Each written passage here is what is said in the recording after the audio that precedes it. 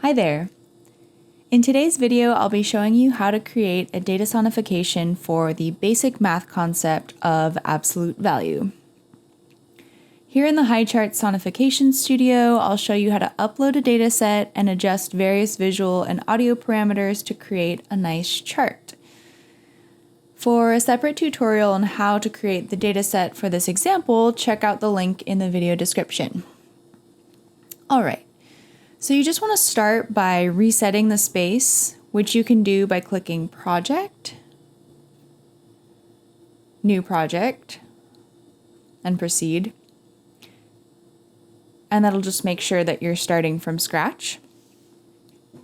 So next I'll navigate to the Data tab, and I'm going to import a CSV data file that I've prepared for this example. And you can find this example in the link in the description in case you want to follow along. So I'm going to go ahead and import. So this data set represents y equals the absolute value of x, where x ranges from -50 to 50 in 0.5 increments. So as I scroll down, you can see that I've created separate columns for the elements of this sonification that I want to manipulate separately. We've got the 3 variables all the way down to x equals 50. So in this case, that includes y values for which x is negative and y values for which x is positive, and then the point of 0 itself. So navigating back to the Chart tab, you can already see the basic structure of the chart that the Studio automatically creates by default. And just so you can hear what that sounds like, we're gonna go ahead and play that.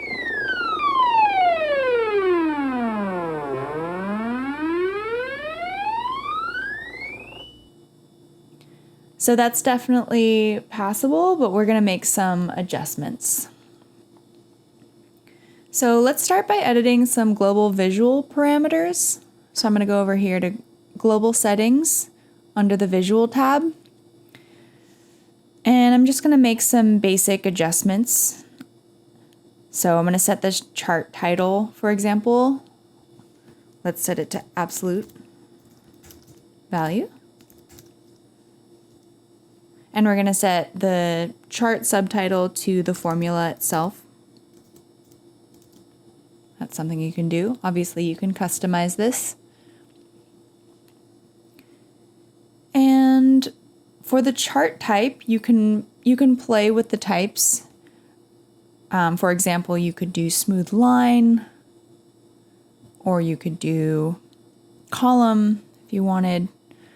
I think for this example, smooth area works best.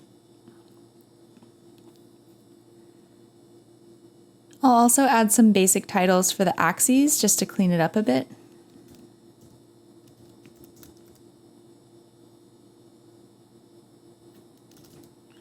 Just X and Y values indicated there. And we'll leave the advanced settings alone for this example. All right.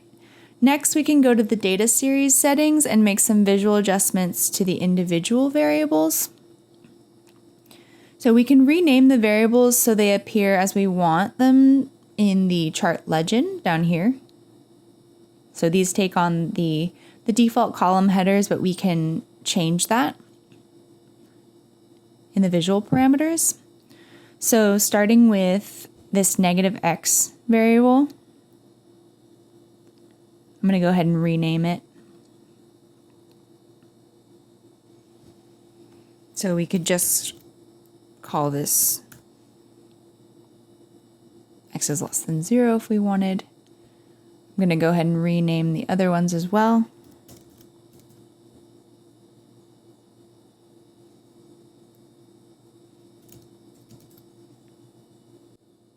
So I've renamed these variables. You notice you can also edit the chart type by data series here. We're going to leave it as the default for the global settings, which is smoothed area. However, I would like to make one adjustment for x equals 0 so that it becomes visible as a point on the bottom here. So right now it's default, meaning it's set to smooth area, but I'm going to change this particular one to scatter, and you see that a point becomes visible. Since there's only one data point for that column, smooth area doesn't apply. All right, so I've made that adjustment. Now I'm going to go to the audio tab and start with global settings to address the basic sonic parameters for our chart. It's currently set to 8 seconds, and that's a parameter you can adjust to your liking. I think there are enough data points and it plays quickly enough so that it sounds nice and continuous. I also have the play detail set to its maximum so that we ensure to include every data point in the sonification. Obviously, you can change this if you like. You can make it go really fast, for example. But I'm going to go ahead and leave it right at 8. I think that is a nice time frame. Play detail maximum. All right. The pitch range is also something that you can adjust to your liking.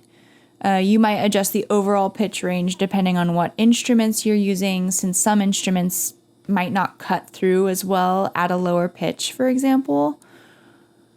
If you want to decrease that minimum note, you might hear it as it gets to this point, you'll hear it go to a lower pitch.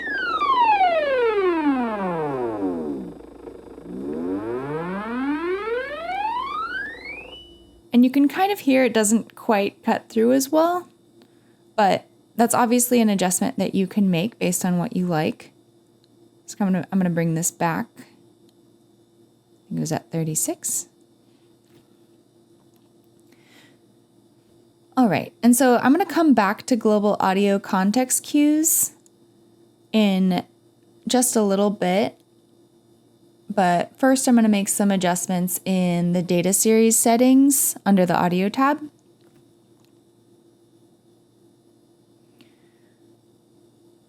So navigating over here, I'm now able to set parameters for each variable that I've included in my data set. So in this case, that includes y values for which x is less than 0, y values for which x is greater than 0, and y equals 0.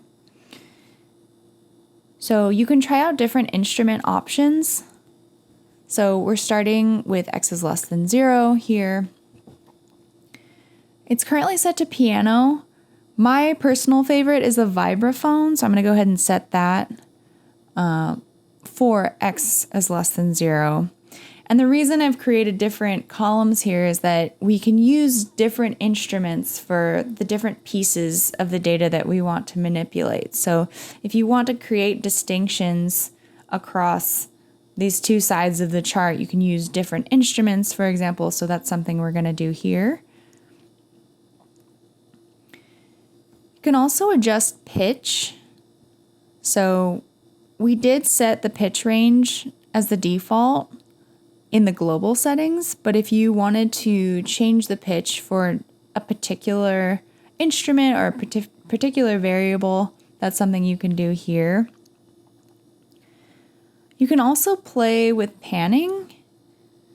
So for example, you could set a fixed panning for something like this, such that maybe the left side of the chart is only audible in your left speaker, whereas the right side of the chart is only audible in your right speaker. So that might get the message across a bit better. So if I wanted to do that, I would set this note panning to fixed here and bring that pan value all the way over to 0, say left side. And then I'll be able to make the change to the other variable as well, but I'm going to set it all the way over to 100 to the right side. So you can hear that difference.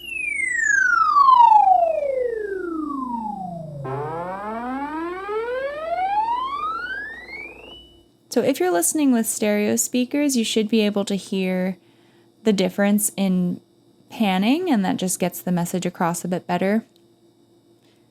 So let's just come back to that first data series, x is less than 0.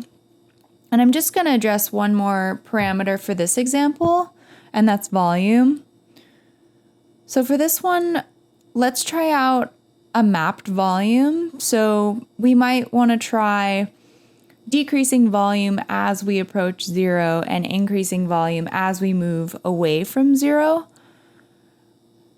So we do need it, I think it makes sense for it to be audible enough once it gets to that really low level. So I'm going to set it to, I'm going to try around 9. Maybe bring this down a bit so it's not too loud. I'm going to have that volume mapped to Y, keep it from low to high as well. So we can try that here, and you'll hear how the volume decreases as we play this.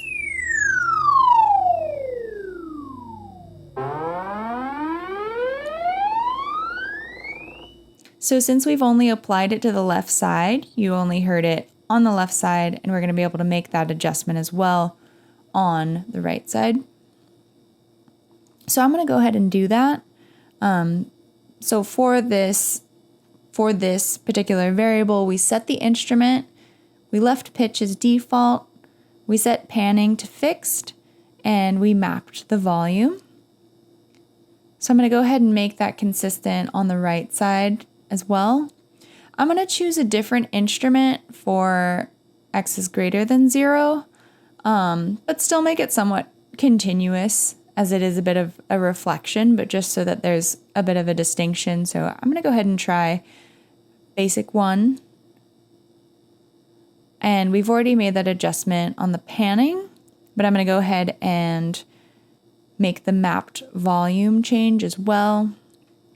I think we did about 9 to 82, I think it was. All right, so with those adjustments made, I'm going to go ahead and play this again.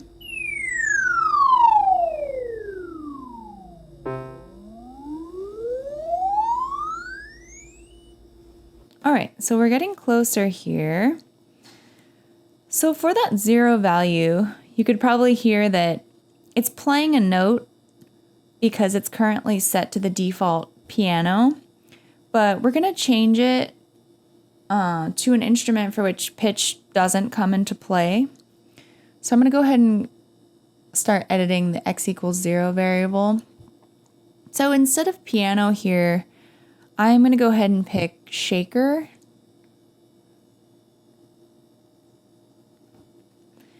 And that's just going to be a simple sonic indicator to show us that we've arrived at 0. So not much else to adjust there. So if we just play this one more time, you'll hear that difference.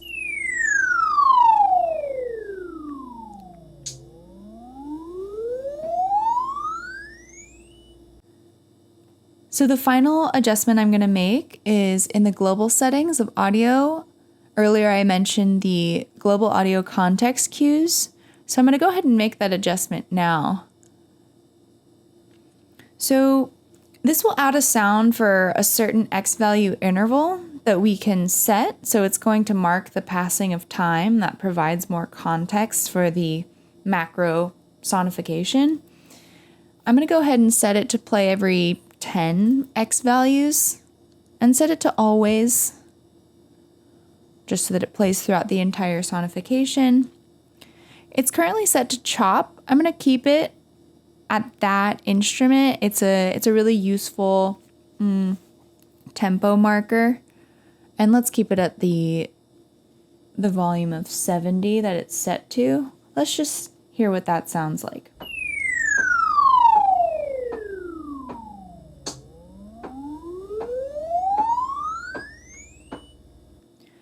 So it's subtle enough, but it does let us know the amount of x values that we're moving through. All right, so I would say with all of these adjustments, I'm feeling pretty happy with the sonification, and I'm ready to save my project.